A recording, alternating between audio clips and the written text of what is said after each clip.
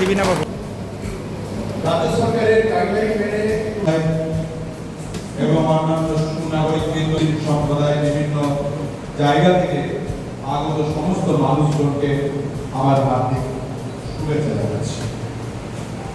আপনারা ইতিমধ্যে শুনেছেন যে আইন ছিল বলবৎ করা হয়নি এতদিন। বিভিন্ন সময়ে বিভিন্ন সরকার এসেছে, কিন্তু এই আইনটাকে বলবৎ করা হয়নি। এখন আমাদের রাজ্যের নতুন সরকার, তারা এই আইনটা, আমাদের যে সরকারি গাইডলাইন আছে, যে এই আইনটা বলবৎ করতে হবে, করার প্রয়োজন আছে।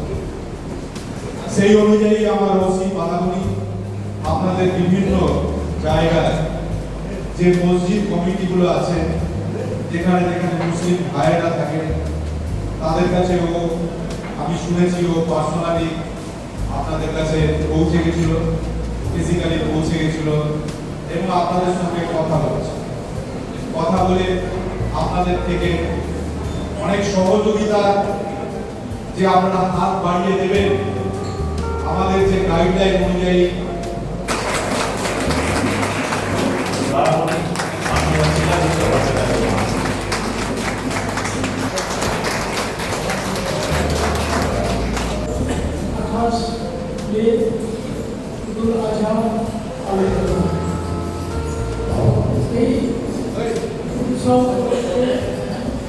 আজকে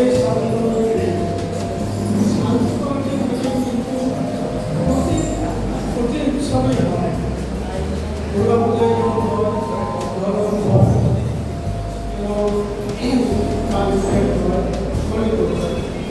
এবং আমরা সকলেই আছি, সকলে গ্রহণ করি।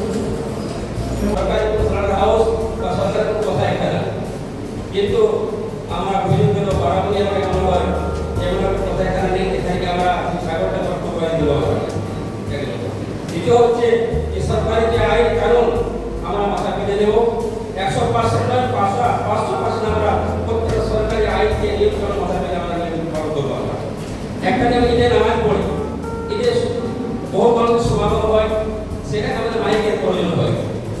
সেই মাইকের সাউন্ড আমরা জানি সরকার সামরা মসজিদের যে 45 ডিসপ্লে 55 ডিসপ্লে, সেই ডিসপ্লে ঈদগাহ যেমন আমরা ঈদ পালন নামাজ পড়বো, সেখানে কি সাউন্ডের কোনো বিধিনিষেধ থাকবে না, যেটা হচ্ছে আছে 45 ডিসপ্লে বা 50 ডিসপ্লের মধ্যে আমাদেরকে সীমাবদ্ধ থাকতে হবে। এটা আমি আপনাদের কাছে জানতে চাই। বারাবণী অঞ্চলে একজন নতুন চেহারা যিনি আমাদের জন্য বিধায়ক হয়ে এসেছেন, তিনাকে জানাই ধন্যবাদ। পুরো বারাবণী অঞ্চলের সমস্ত জনগণ যেভাবে আমরা পূর্ববর্তীতে শান্তি শৃঙ্খলার সাথে আমরা বারাবণী অঞ্চলে বসবাস করছি এবং বসবাস করে আসছি, আশা এটাই রাখবো যে আগামীতেও আমরা একে অপরের সহযোগিতা করে আমরা এই বারাবণী অঞ্চলে আমরা প্রত্যেকটা প্রোগ্রাম, প্রত্যেকটা আমাদের উৎসব সব কিছুই যেন আমরা একসাথে মিলেমিশে করতে পারি, এটাই আমার অনুরোধ এবং আশা। बारिश होती है कोना के नीचे तक पानी आ जाती है, वहाँ पे आने जाने वालों को बहुत दिक्कत होती है। मिनिस्टर से भी कहा था कि আপনাদের মধ্যে আর কিছু বলেন, হাত তুলবেন, আমরা মাইক্রোফোন আপনাদের। আমাদের দেশের ভারতবর্ষের সবথেকে সঠিক জায়গা, কিন্তু কিছু সময় কিছু মানুষজন থাকে যারা এই আমাদের সংযম, আমাদের যে পারস্পরিক বিশ্বাস, আস্থা, এর পরিবেশগুলোকে নষ্ট করতে চায়।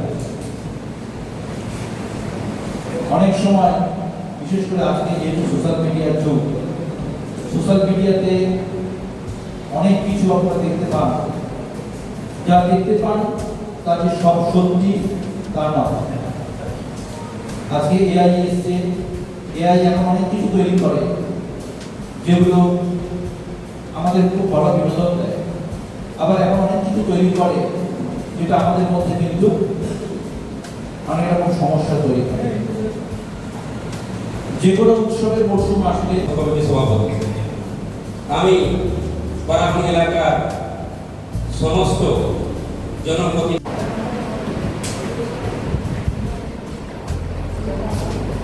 কি হলো সরকারি গাইড তো অনেক কিছু যেটা পশ্চিমবঙ্গ সরকারের নিয়ম আছে সেটা আমরা সকলে মেনে চলব এবং আমাদের বারাবণী সবসময় শান্তিপ্রিয় এলাকা, এখানে সবাই সব সময় একসঙ্গে থাকে, ভ্রাতৃত্বের বন্ধন আছে সকলের সাথে।